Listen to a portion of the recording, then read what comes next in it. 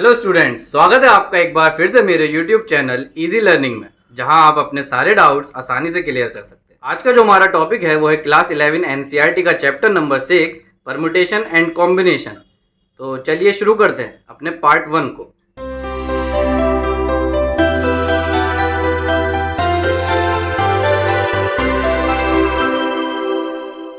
तो आज का जो हमारा टॉपिक है वो है chapter number 6 permutation and combination. तो पहले हम जानेंगे परम्यूटेशन क्या होती है।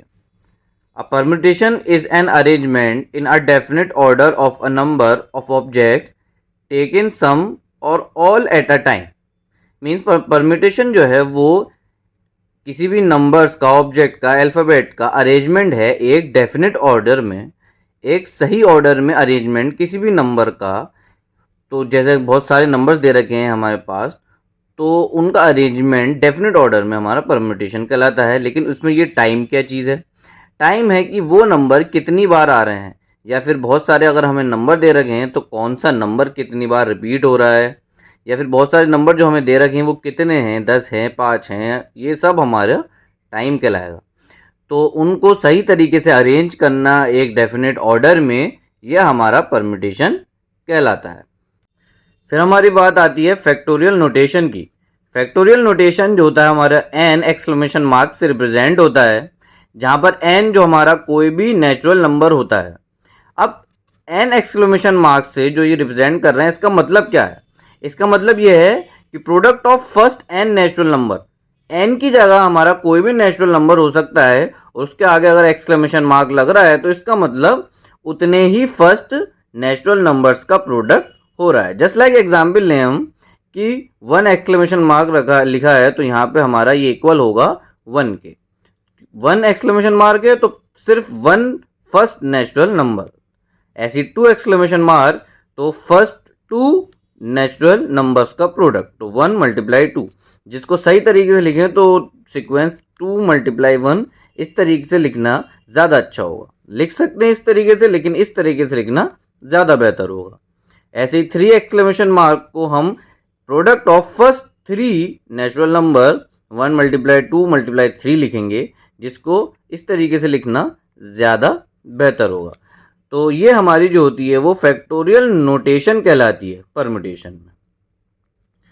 फॉर n नेचुरल नंबर, अगर हमारे पास n नेचुरल नंबर है, हमें नहीं पता है वो कितने हैं, तो हम किस तरीके से रिप्रेजेंट करेंगे? n exclamation mark is equal to n multiply n minus 1 multiply n minus 2 multiply n minus 3, ऐसी सोन चलता रहेगा, क्योंकि हमें नहीं पता कि कितने नेचुरल नंबर हैं। और n माइनस 1 n माइनस 2 हम क्यों ले रहे हैं? तो देखने वाली बात ये, इस तरीके की कॉम्बिनेशन में देखिए आप, पहला अगर हमारे पास 3 एक्सक्लेमेशन मार्क था तो फर्स्ट था 3, फिर था 3 माइनस 1 2, फिर था 2 माइनस 1 1, ऐसे ही चलता रहता है। इसी वजह से यहाँ पर इन्होंने n नेचुरल नंबर्स के नोटेशन को रिप्रेजेंट करा है। पहला n, फिर n माइनस 1, n माइनस 2, ऐसे ही हमारे नंबर कम होते जाते हैं। तो ये हमारा जो है वो फैक्टोरियल नोटेशन। अब हमारी एक थ्योरम आती है जो कहती है the number of permutation of N n different object taken r at a time represent as NPR। जो हमारे परम्यूटेशन है कितनी है उसको हम n माने, और अलग अलग ऑब्जेक्ट्स की r एट अ टाइम में, तो उसको रिप्रेजेंट करते हैं हम NPR से। अब ये जो थ्योरम है इसका यूज़ हम फर्दर आगे करेंगे, तो आपको सही से क्लियर होगा इसमें कि हमें इसका यूज़ किस तरीके से करना है। अब कुछ क्वेश्चंस की तरफ बढ़ते हैं, जिससे कि हमें ये चैप्टर अच्छे से समझ में आएगा। तो पहला क्वेश्चन है इवैल्यूएट 8 एक्सक्लेमेशन मार्क। तो 8 एक्सक्लेमेशन मार्क को किस तरीके से हम इवैल्यूएट करेंगे, देखते हैं। तो 8 एक्सक्लेमेशन मार्क को हम किस तरीके से इवैल्यूएट करेंगे? हम लिखेंगे 8 exclamation mark is equal to, हम क्या लिखेंगे जो हमने बताया था कि अगर 8 एक्सक्लेमेशन मार्क है तो फर्स्ट 8 नेचुरल नंबर्स का प्रोडक्ट हमें करना होगा। Means 8 multiply 7 multiply 6 multiply 5 multiply 4 multiply 3 and multiply 2 and multiply 1। तो ये हमारे 8 फर्स्ट नेचुरल नंबर हो गए, इनका प्रोडक्ट हमारा 8 एक्सक्लेमेशन मार्क 8 का नोटेशन कहलाएगा, जिसकी मल्टीप्लाई करके आप सिंपल यहाँ पर आंसर लिख सकते हैं। बस और कुछ नहीं करना है, यही हमारा 8 एक्सक्लेमेशन मार्क इवेल्युएट हो गया। इसी तरीके से सेकंड है हमारा 4 exclamation mark minus 3 exclamation mark. ये कैसे करेंगे हम? तो इसको किस तरीके से सॉल्व करेंगे हम? तो हम लिखेंगे 4 exclamation mark minus 3 exclamation mark is equal to, हम क्या करेंगे, हम 4 की नोटेशन लिखेंगे, 4 की नोटेशन लिखेंगे वहाँ तक जहाँ तक हमारा 3 एक्सक्लेमेशन मार्क आ जाए। तो 4 की नोटेशन लिखेंगे हम वहाँ तक जहाँ तक हमारा 3 एक्सक्लेमेशन मार्क आ जाए। तो हम किस तरीके से लिखेंगे, 4 मल्टीप्लाई 3 एक्सक्लेमेशन मार्क कर देते हैं हम, क्योंकि हम 3 एक्सक्लेमेशन मार्क को खोलेंगे तो 3 मल्टीप्लाई 2 मल्टीप्लाई 1 होगा, जो कि हमारा 4 एक्सक्लेमेशन मार्क खुल जाएगा। लेकिन हम इसको यहीं छोड़ देते हैं शॉर्ट करने के लिए, और माइनस 3 एक्सक्लेमेशन मार्क को ऐसे ही रहने देते हैं। उसके बाद हमें क्या करना होगा, 3 एक्सक्लेमेशन मार्क दोनों तरफ से हमारा कॉमन आ रहा है, तो हम कॉमन लेके अंदर छोड़ देते हैं 4 माइनस 1, जिससे कि हमारा अब क्या होगा, 3 एक्सक्लेमेशन मार्क और ब्रैकेट में बचेगा अंदर 3। अब हम नोटेशन खोलेंगे 3 एक्सक्लेमेशन मार्क की, तो वो हो जाएगी 3 मल्टीप्लाई 2 मल्टीप्लाई 1 एंड ये मल्टीप्लाई 3 ऐसे ही। अब इसको हम कैलकुलेट कर लेंगे, मल्टीप्लाई कर लेंगे, तो हमारा आंसर आएगा 18। तो इस तरीके से हम इसको कर सकते हैं। 4 एक्सक्लेमेशन मार्क को हमने खोला, 4 इंटू 3 इंटू 2 इंटू 1 के बजाय 4 इंटू 3 एक्सक्लेमेशन मार्क पर रोक दिया, क्योंकि यहाँ पर जो हमारा 3 एक्सक्लेमेशन मार्क था दोनों तरफ से कॉमन आ सकता था। उसके बाद जो अंदर बचा वो बचा 4 माइनस 1, तो 4 माइनस 1 3 एक्सक्लेमेशन मार्क यहाँ खोला, मल्टीप्लाई 3 ऐसे ही रहा, और हमारा आंसर 18 आ गया। इसी तरीके से हमारा अगला क्वेश्चन आता है, इस 3 exclamation mark plus 4 exclamation mark is equal to 7 exclamation mark. क्या ये लेफ्ट साइड राइट साइड के इक्वल है या नहीं? देखते हैं। तो क्या ये लेफ्ट साइड राइट साइड के इक्वल है? देखते हैं। पहले हम लेफ्ट हैंड साइड उठा लेते हैं, जो कि हमारी 3 exclamation mark plus 4 exclamation mark, इसको हम सॉल्व कर लेते हैं। 3 का हम नोटेशन खोलेंगे, 3 इंटू 2 इंटू 1 ब्रैकेट में ले लेते हैं इसको, और प्लस 4 का हम खोलेंगे तो वो होगा 4 इंटू 3 इंटू 2 इंटू 1। यहाँ से इधर आएगा हमारा 3 टू द 6, 6 1 द 6, और इधर आएगा हमारा 4 3 द 12, 12 टू द 24, और प्लस करके आ रहा है हमारा 30। तो जो हमारी लेफ्ट हैंड साइड आ रही है वो हमारी 30 आ रही है। इसी तरीके से हम क्या करेंगे, राइट हैंड साइड उठाएंगे। राइट हैंड साइड जो है हमारी वो है 7 एक्सक्लेमेशन मार्क्स, 7 का नोटेशन तो आप जानते हैं किस तरीके से खोलना है। Product of first 7 natural number, 7 into 6 into 5 into 4 into 3 into 2 into 1। तो इसको जब आप सॉल्व करेंगे तो ये आएगा हमारा 5040। तो देखने वाली बात ये है कि जो हमारी लेफ्ट हैंड साइड है और राइट हैंड साइड है बिल्कुल सेम नहीं आ रही है, बहुत फ़र्क है। तो हम लिख देंगे therefore left hand side is not equal to right hand side, means 3 exclamation mark and 4 exclamation mark is not equal to 7 exclamation mark।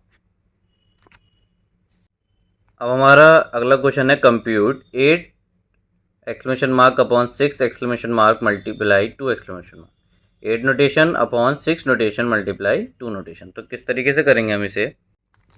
तो ये हमारा 8 notation upon 6 notation multiply 2 notation, इसको किस तरीके से सॉल्व करेंगे?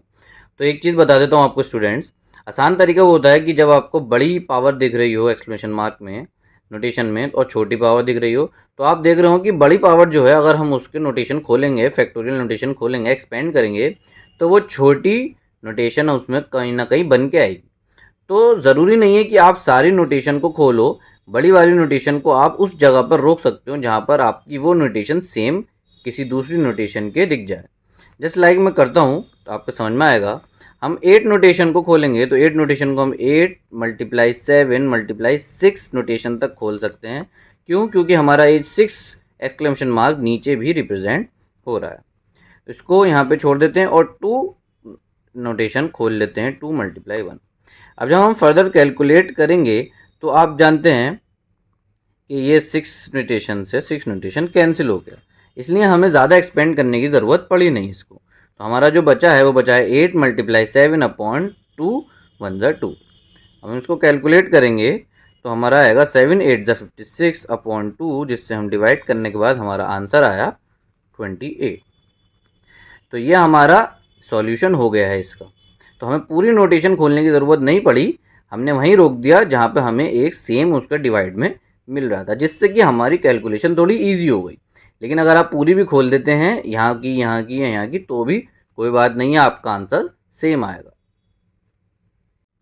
अब हमारा अगला क्वेश्चन है, if 1/6 notation plus 1/7 notation is equal to x/8 notation, तो find the value of x। हमें x की वैल्यू निकालनी है यहाँ से। तो किस तरीके से करेंगे, यहाँ पे x की वैल्यू निकालने के लिए पहले हम लेफ्ट हैंड साइड को ले लेते हैं। लेफ्ट हैंड साइड को हम लेंगे,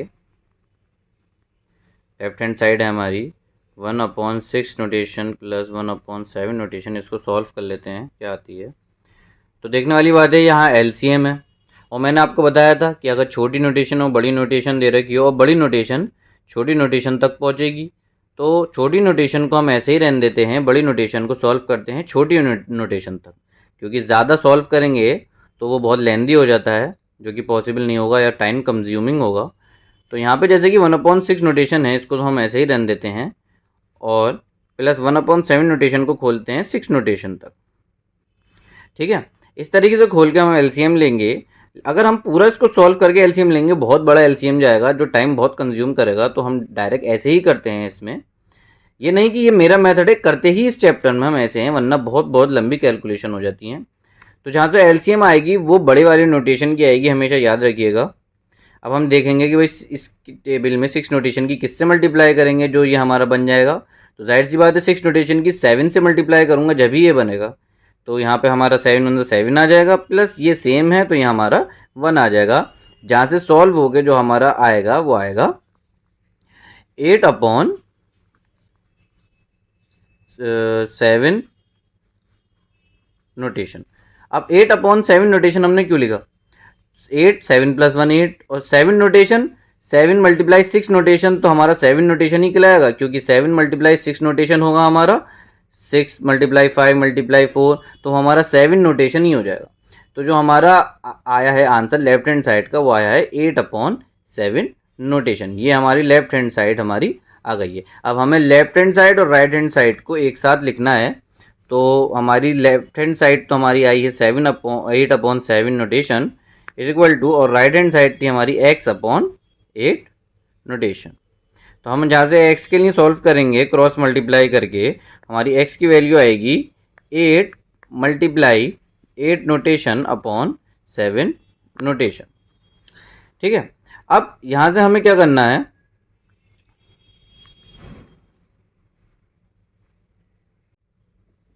अब यहाँ से हम लिखेंगे 8 ऐसे ही रहने देंगे, मल्टीप्लाई 8 नोटेशन, और नीचे है हमारी 7 नोटेशन। तो जैसे मैंने आपको बताया था, बड़ी नोटेशन को छोटी नोटेशन तक खोल देते हैं, तो हम लिखेंगे 8 × 7 नोटेशन हो जाएगी ये, अपॉन 7 नोटेशन नीचे ऐसा ही रहेगा, जो कि कैंसिल हो जाएंगे। तो हमारे पास x इज इक्वल टू 8 × 8 बचा, तो जहाँ से x की वैल्यू हमारी 8 8 64 आ जाएगी। तो ये हमारी x की वैल्यू आई है इस क्वेश्चन को सॉल्व कर। अब हमारा अगला क्वेश्चन आता है, n notation upon n minus r notation when n is equal to 6 या r is equal to 2, n is equal to 9 and r is equal to 5। हमें इसकी वैल्यू निकालनी है, वैल्यूएट करनी है अगर n और r हमारे ये हों। तो सिंपल है, देखते हैं हमें क्या करना है। तो इसको वैल्यूएट करने के लिए हमें क्या करना है, n और r की जो वैल्यू हमें दे रखी है उसको हम पहले इसमें पुट करेंगे। तो हम लिखेंगे put values of n and r in n notation upon n minus r notation. हम पुट करेंगे तो n की वैल्यू हमारी 6 हो जाएगा, 6 notation upon 6 minus 2 notation. n और r की वैल्यू पुट करने के बाद हम इसको वैसे ही सॉल्व करेंगे जैसे करते आ रहे हैं। तो हम इसको लिखेंगे 6 नोटेशन माइनस 6 माइनस 2 4 नोटेशन। अब हम इसको बड़ी वाली नोटेशन को छोटी नोटेशन तक खोलेंगे, 6 × 5 × 4 नोटेशन अपॉन 4 नोटेशन। जहाँ से ये कैंसिल होकर हमारा बचा 6 × 5 इज इक्वल टू 30। तो जो इसकी वैल्यू आ गई वो 30 आ गई, n की वैल्यू को 6 और r की वैल्यू को 2 रखने पर। ठीक है, इसी तरीके से हमारा सेकंड है वो है n की वैल्यू 2 और r की वैल्यू 5। तो सेम होगा, आप ट्राई करें। n और 5r की वैल्यू को हम इसमें पुट करके इसको सॉल्व कर लेंगे। तो आप ट्राई करें, होता है तो ठीक, नहीं होता है तो आप कमेंट बॉक्स में मुझसे ज़रूर पूछें।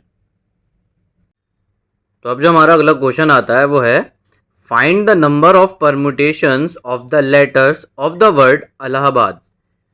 हमारा इलाहाबाद एक वर्ड है, उसमें जितने भी लेटर्स आ रहे हैं उसमें हमारी परम्यूटेशन कितनी बन सकती हैं, ये हमें निकालना है। तो इस क्वेश्चन को कैसे करेंगे, तो सबसे पहले हम लिखेंगे कि कितने लेटर्स थे हमारे वर्ड में। तो हम लिखेंगे here there are 9 letters of which there are, अब इलाहाबाद हम देखें ALLAHABAD,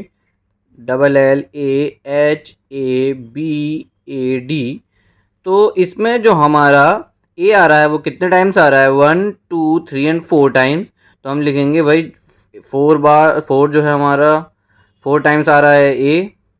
और उसके बाद देखेंगे हम जो रिपीट हो रहा है लेटर वो क्या हो रहा है एल।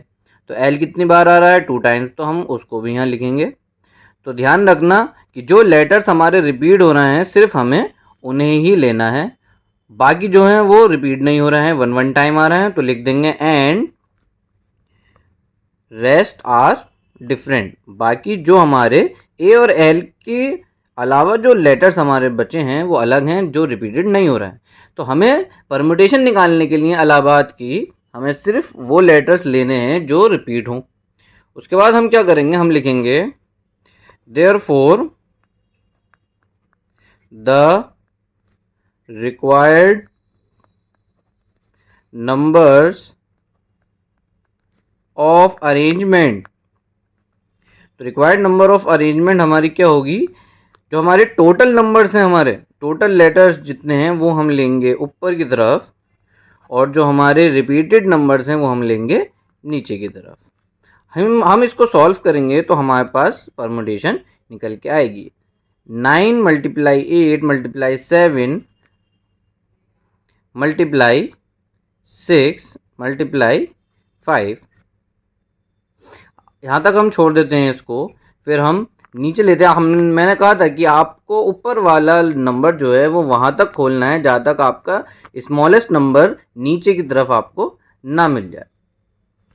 तो हम क्या करेंगे, यहाँ पे छोड़ देंगे 4 तक, और नीचे हम क्या करेंगे 4 को ऐसे छोड़ के 2 को खोल लेंगे, जिससे कि हमारा क्या होगा, अब हमारा 4 और ये कैंसिल हो जाएगा। उसके बाद जो भी नंबर्स बचे हैं आप उनकी मल्टीप्लाई करेंगे, फिर 2 से डिवाइड करेंगे, तो आपके पास जो आंसर आएगा वो आएगा 7560।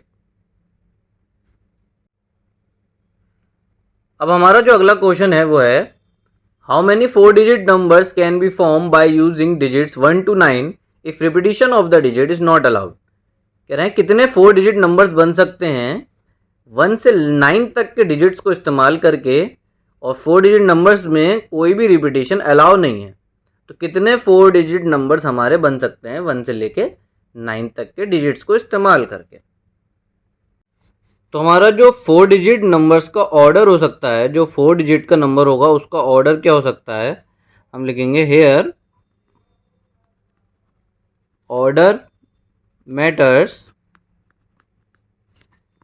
फॉर एग्जाम्पल जैसे कि 1 2 3 4 एंड 1 3 2 4 कुछ भी हो सकता है। ये मान लीजिए टू डिफरेंट नंबर्स हैं हमारा, आर 2 डिफरेंट नंबर्स।